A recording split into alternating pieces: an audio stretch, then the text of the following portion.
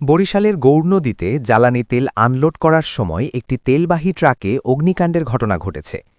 তবে ট্রাক চালকের তাৎক্ষণিক বুদ্ধিমত্তায় বড় ধরনের দুর্ঘটনা থেকে রক্ষার পাশাপাশি অক্ষত রয়েছে ৭,০০০ লিটার পেট্রোল, অকটেন ও ডিজেল। রোববার ৫ এপ্রিল বিকেল ৪:৩০টার দিকে গৌরনদী উপজেলার আগেলঝরা রোডের সেন্ট পিটার ফিলিং স্টেশনে এ ঘটনা ঘটে।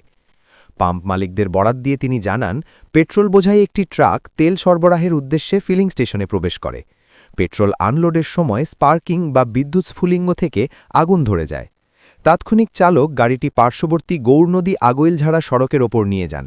এতে ফিলিং স্টেশনটি আগুনের কবল থেকে রক্ষা পায় এবং বড় ধরনের বিস্ফোরণ বা ক্ষয়ক্ষতি এড়ানো সম্ভব হয়।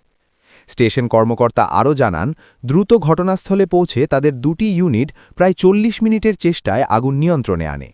এ সময় ফিলিং স্টেশনে থাকা একটি ডিজেল চালিত 3 হুইলার ও মোটরসাইকেল ভস্মীভূত হয়। পাশাপাশি একটি কাভার্ড ভ্যানের কিছু অংশ ও ফিলিং স্টেশনটির ক্যাশ কাউন্টার ক্ষতিগ্রস্ত হয়।